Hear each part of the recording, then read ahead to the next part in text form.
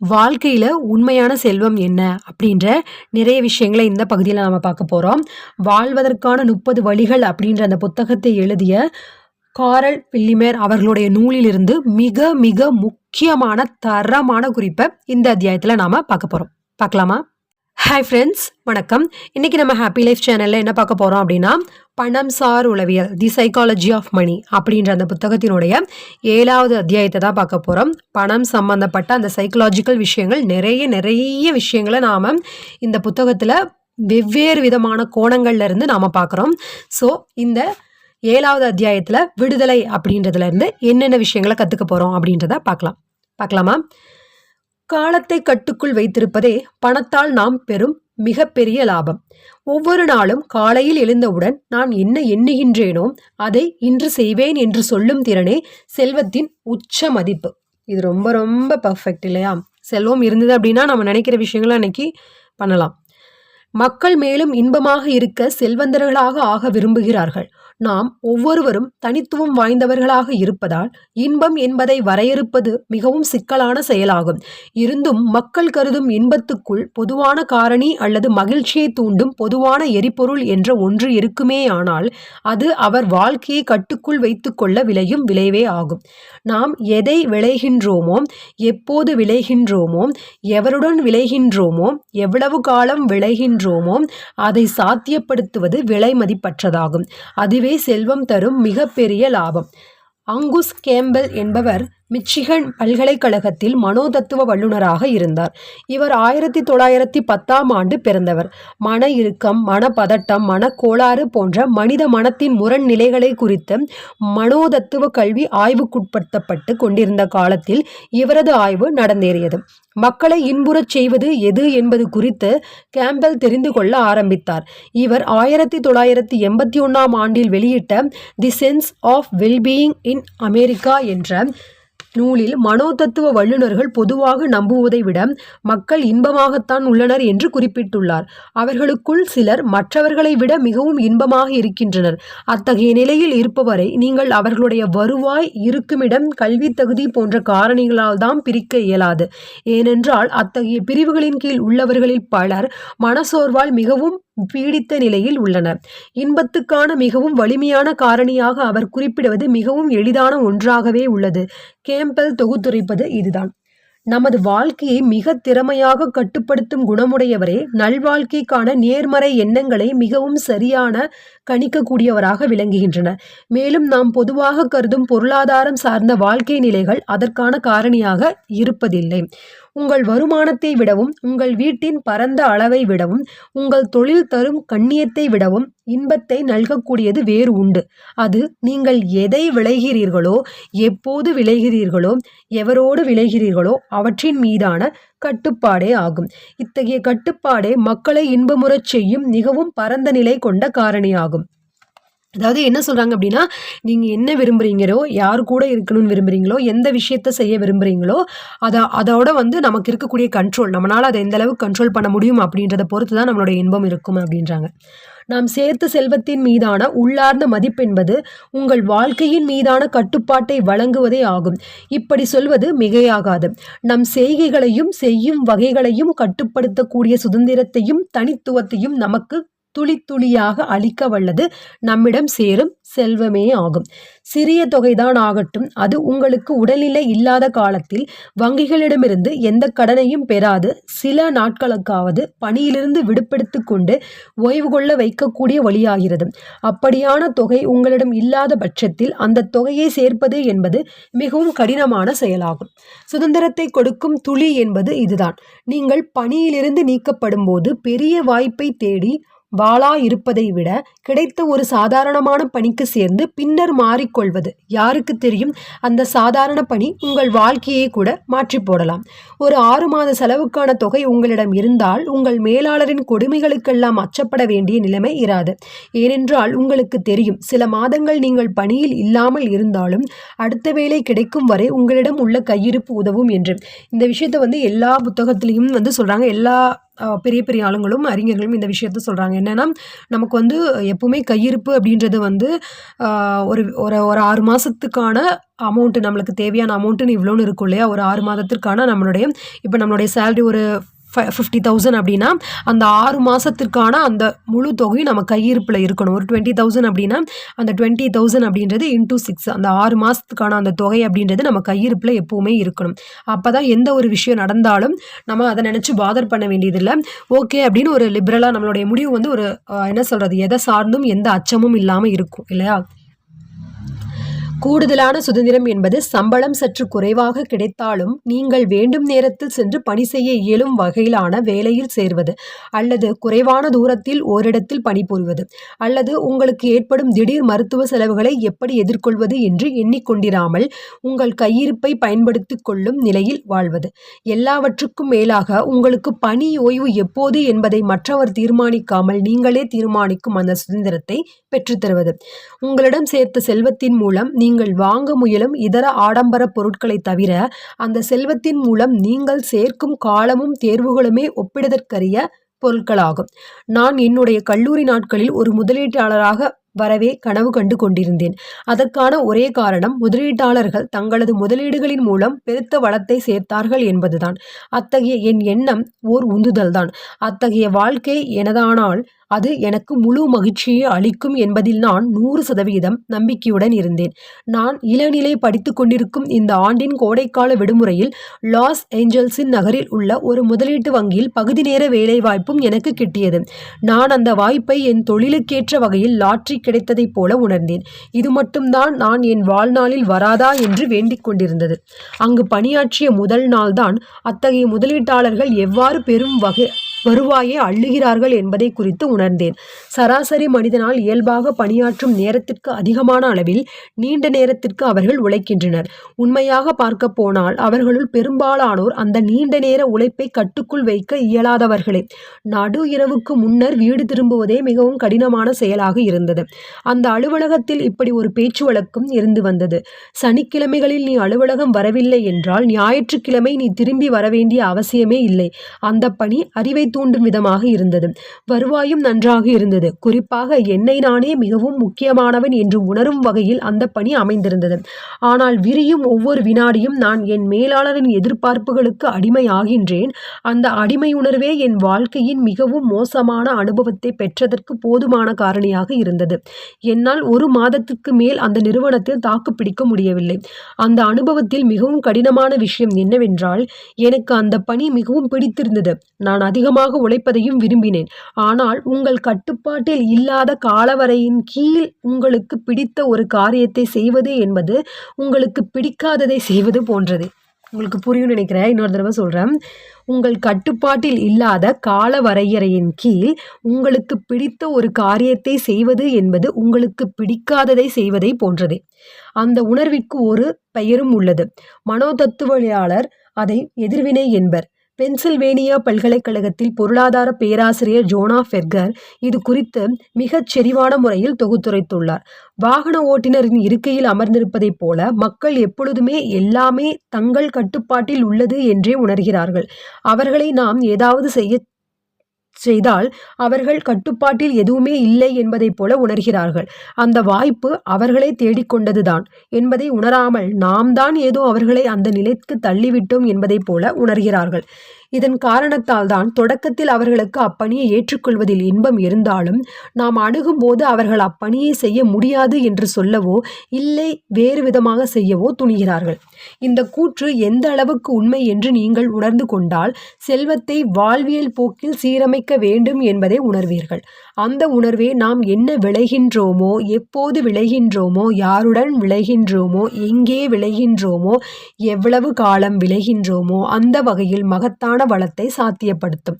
Derek சிவர்ஸ் என்ற பெரும் வெற்றி கண்ட தொழில் முனைவர் ஒருவர் அவர் எப்படி செல்வந்தனானார் என்று அவரை வினவிய அவர் நண்பருக்கு பதில் கூறும் வகையில் எழுதிய கடிதத்தில் இப்படி கூறுகின்றார். அவர் என்ன சொல்கிறாரு அப்படின்னு பார்க்குறதுக்கு முன்னாடி நம்ம சேனலில் போகிற வீடியோஸ் எல்லாம் உங்களுக்கு யூஸ்ஃபுல்லாக இருக்குது அப்படின்னு நினச்சிங்கன்னா ஞாபகமாக இந்த வீடியோவை like, comment, share and subscribe பண்ணி நம்ம சேனலை சப்போர்ட் பண்ணுங்கள். உங்களுக்கு பிடிச்ச விஷயங்களை, கருத்துக்களை மறக்காமல் தெரியப்படுத்துங்க. உங்ககிட்ட இருந்து வரக்கூடிய அந்த like, comment, share and subscribe இந்த மாதிரியான விஷயங்கள் தான் வந்து எனக்கு உங்ககிட்ட இருந்து கிடைக்கக்கூடிய ஒரு ரெஸ்பான்ஸாக இருக்கும். அதுதான் வந்து என்னுடைய பதிலாகவும் நான் ஏற்றுக்கொள்ள முடியும். உங்களுக்கு பிடிச்சிருக்கு அப்படின்னா நீங்கள் லைக் பண்ணீங்க அப்படின்னா தான் எனக்கு தெரியும். உங்களுடைய கருத்துக்கள் என்ன அப்படின்றத நீங்கள் கமெண்ட் பண்ணீங்க அப்படின்னா தான் தெரியும்.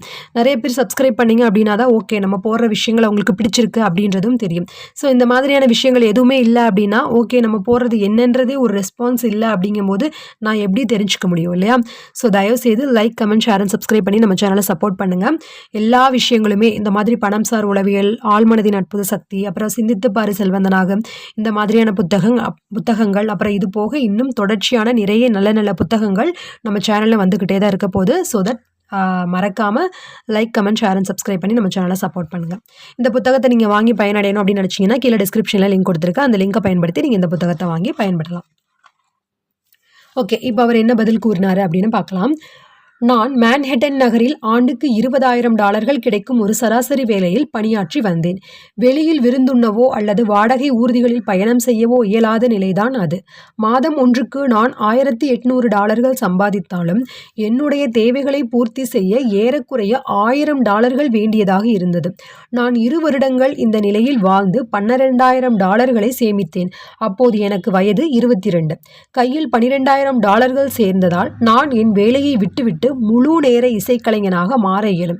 என் மாதாந்திர தேவைகளை பூர்த்தி செய்யும் அளவிற்கு எனக்கு சில இசை நிகழ்ச்சிகள் கண்டிப்பாக கிடைக்கும் என்று நம்பினேன். எனவே அந்த முடிவை என்னால் எடுக்க முடிந்தது. அடுத்த 1 மாதத்திற்கு நான் என் வேலையை துறந்தேன். அதற்கு பின்னர் நான் எப்போதுமே வேலைக்கு சென்றதில்லை. நான் இதை என் நண்பருக்கு சொல்லி முடித்தபோது அவர் என்னிடம் மேலும் சொல்லுங்கள் என்றார். நான் அவ்வளவுதான் என்றேன். அவர் தொடர்ந்து இல்லை, உங்கள் நிறுவனத்தை நீங்கள் விற்றபோது நடந்தது என்ன என்று வினவினார். இல்லை, அது என் வாழ்க்கையில் எந்த பெரிய மாற்றத்தையும் ஏற்படுத்திவிடவில்லை. என்னுடைய வங்கிக் கணக்கில் மேலும் பணம் சேர்ந்தது என்பது மட்டுமே மாற்றம். என் வாழ்க்கையில் மாற்றம் ஏற்பட்டது என்றால் அது என்னுடைய 22ஆம் வயதில்தான். உலக வரலாற்றிலேயே மிகவும் பணக்கார நாடு அமெரிக்கா. அந்த மேலே சொன்ன விஷயங்களின் மூலயமா நீங்கள் கற்றுக்கிற விஷயம் என்ன, தெரிந்து கொள்கிற விஷயம் என்ன அப்படின்றதையும் கமெண்ட்டில் தெரியப்படுத்துங்க. ஓகேவா? முக்கியமான நம்மளுடைய வாழ்க்கையோட டேர்னிங் பாயிண்ட் என்ன அப்படின்றதையும், உங்களுடைய லைஃப்பில் நடந்த முக்கியமான வாழ்க்கையோட ஒரு டேர்னிங் பாயிண்ட்டு அது வந்து நான் ரொம்ப ஒரு பெரிய தோல்வியாக நினச்சேன், கஷ்டமாக நினச்சேன், பட் அதுக்கு பின்னாடி தான் என்னுடைய வாழ்க்கையே வந்து பூம் ஆச்சு அப்படின்னு நினச்சிங்கன்னா அந்த விஷயங்கள் என்ன அப்படின்றதையும் கமெண்ட்டில் தெரியப்படுத்துங்க. எல்லாருமே வந்து பார்த்து தெரிஞ்சுக்கிட்டு அதாவது எந்த ஒரு கஷ்டத்தையும் கஷ்டம்னு நினைக்காம அதன் பிறகு நம்மளுடைய வாழ்க்கை வெற்றி அடையும் அப்படின்னு நினச்சி நாம் முன்னேறுவதற்கு ஒரு உத்வேகமாக அமையும்.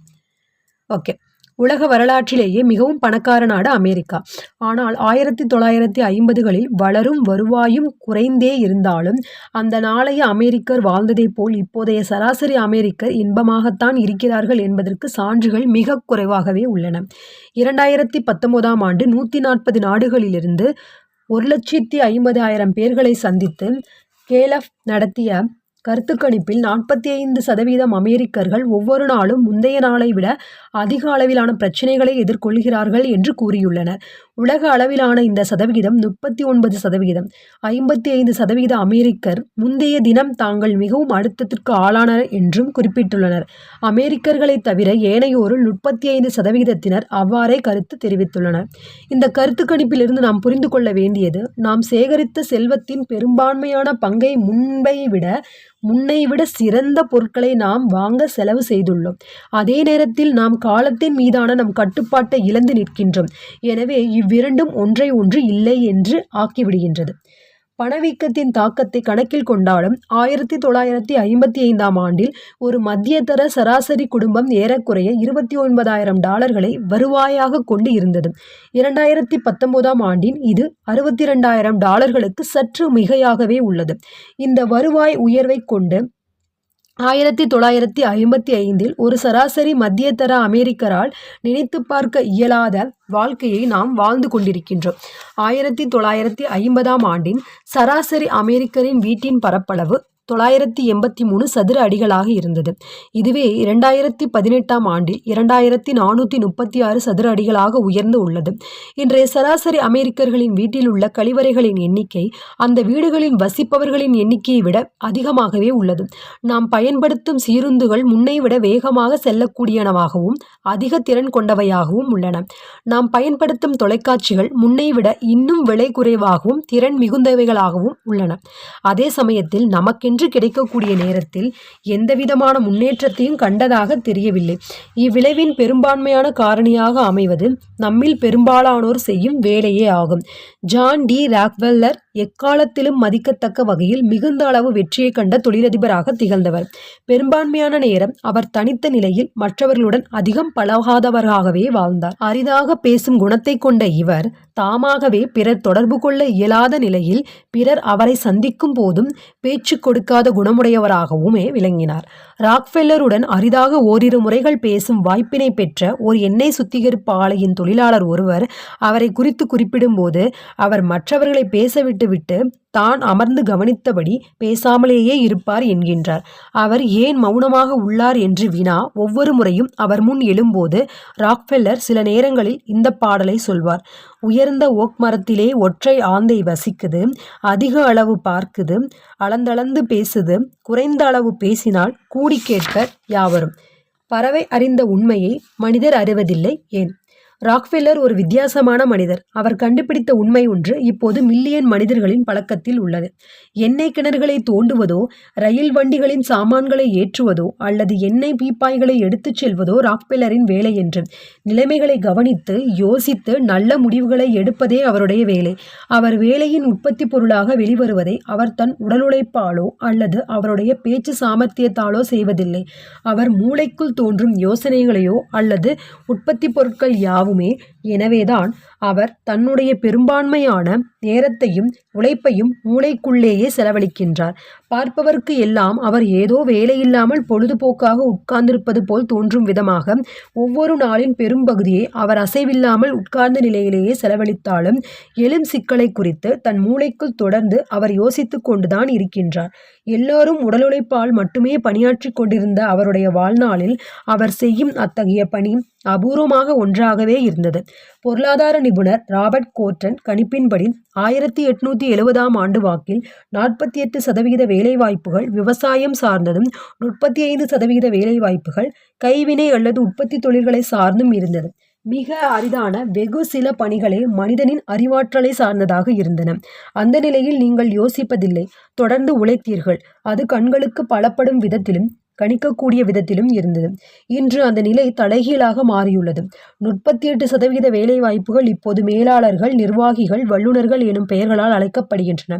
இத்தகைய பணிகள் சூழ்நிலைக்கு ஏற்ப கணித்து சரியான முடிவுகளை தேர்ந்தெடுக்கக்கூடிய பணிகளாகும்.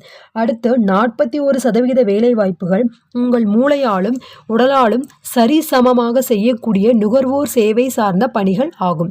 நம்மில் பெரும்பாலானோர் ஏறக்குறைய ராக்ஃபெல்லரை போன்றே பணியாற்றுபவர்கள்.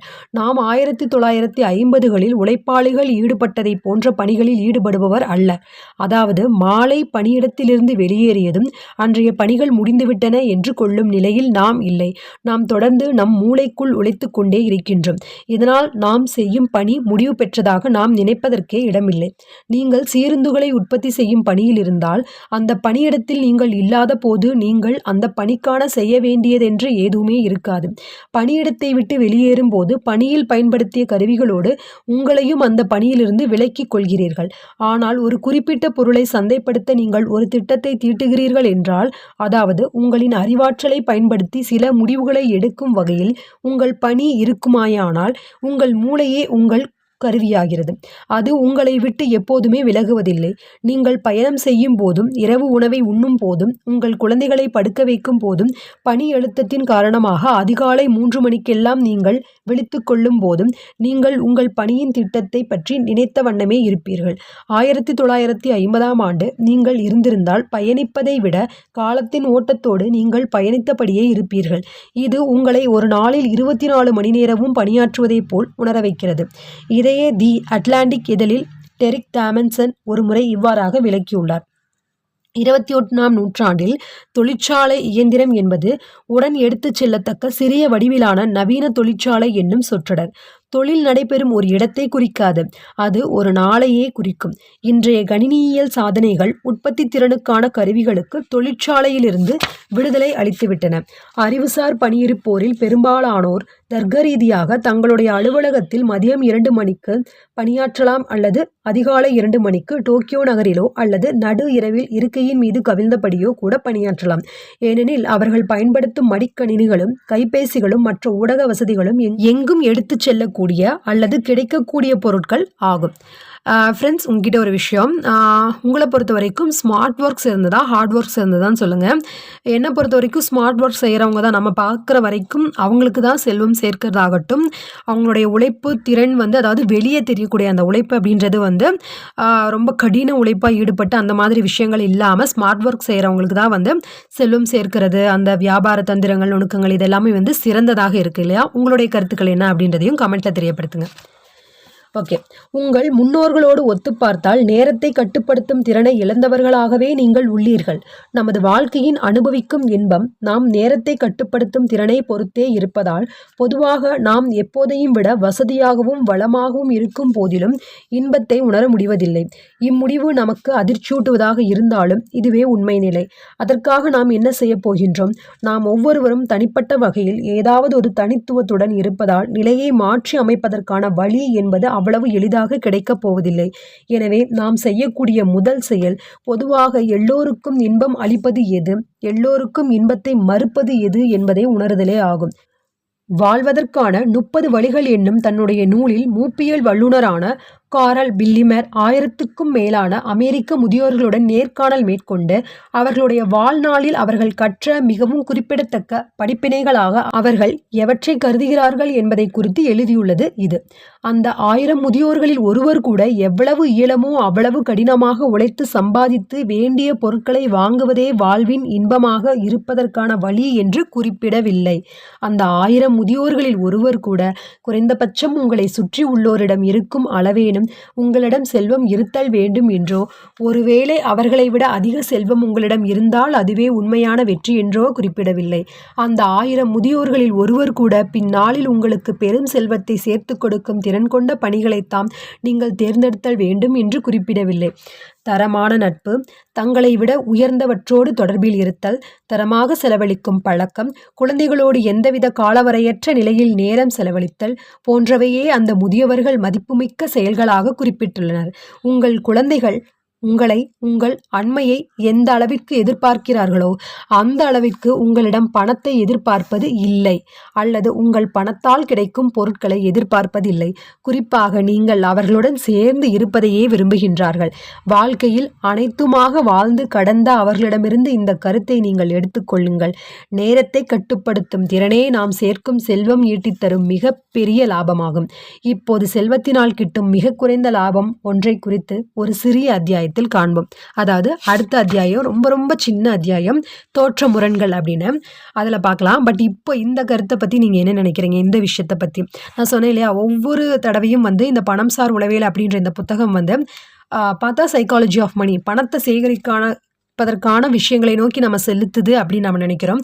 அதோடு சேர்ந்து வாழ்க்கைக்கு தேவையான விஷயங்கள் அப்படியே முழுசாக வந்து நீ அப்படியே பணத்தை அப்படியே என்ன சொல்கிறது குவிச்சிடணும் அப்படின்ற இதுக்கு கொண்டு போகாமல், அதற்கு முன்னாடி அப்படி நீ சேர்த்தாலும் உனக்கு என்னென்ன கிடைக்காம போகும், அப்படி நீ செய்கிறது அப்படி இருந்தாலும் அதோடு சேர்ந்து நீ என்னென்ன விஷயங்களை சாதிக்கணும், என்னென்ன விஷயங்களை சேர்ந்து உங்கள் லைஃபோட ஜேர்னியில் கொண்டு போகணும் அப்படின்னு நிறைய விஷயங்கள் இல்லையா, ரொம்ப டிஃப்ரெண்ட்டான விஷயங்கள். இப்போ நம்ம இது ஸ்டார்ட் பண்ணும்போது என்ன நினச்சோம், பணத்தை சேர்க்கறதுக்கான விஷயங்கள், நம்ம காலத்தை வந்து நம்ம கட்டுக்குள்ளே வைக்கணும் அப்படின்னா நம்ம பணத்தை வந்து எப்படி இருக்கணும், நம்மளுக்கு பணம் இருந்தால் போதும் போல அப்படின்ற மாதிரி நம்ம நினச்சோம். ஆனால் அதன் பிறகு இந்த இறுதியில் என்ன சொல்ல வராங்க அப்படின்றதையும் பார்த்தீங்க இல்லையா. ஸோ இந்த மாதிரியான நிறைய பல வேறுபட்ட கருத்துக்களை பல்வேறு விதமான கோணங்களில் இந்த புத்தகத்திலேருந்து நாம் பார்க்குறோம். ஸோ இந்த புக்கு வந்து எனக்கு ஒவ்வொரு தடவையும் படிக்க வித்தியாசமான அனுபவங்கள் அணுகுமுறைகளை கொடுக்குது. உங்களுக்கு எப்படி அப்படின்றத கமெண்ட்டில் தெரியப்படுத்துங்க. தயவுசெய்து like, comment, share and subscribe பண்ணி நம்ம சேனலை சப்போர்ட் பண்ணுங்கள். இதே மாதிரி நிறைய நல்ல விஷயங்களை நாம் அடுத்தடுத்த செக்மெண்ட்டில் பார்த்துட்டே தான் இருப்போம். ஓகே ஃப்ரெண்ட்ஸ், உங்கள் எல்லோருக்குமே இந்த நாள் மட்டுமல்ல எல்லா நாளுமே இனிய நாளாக அமைய வாழ்த்துக்கள். பாய்.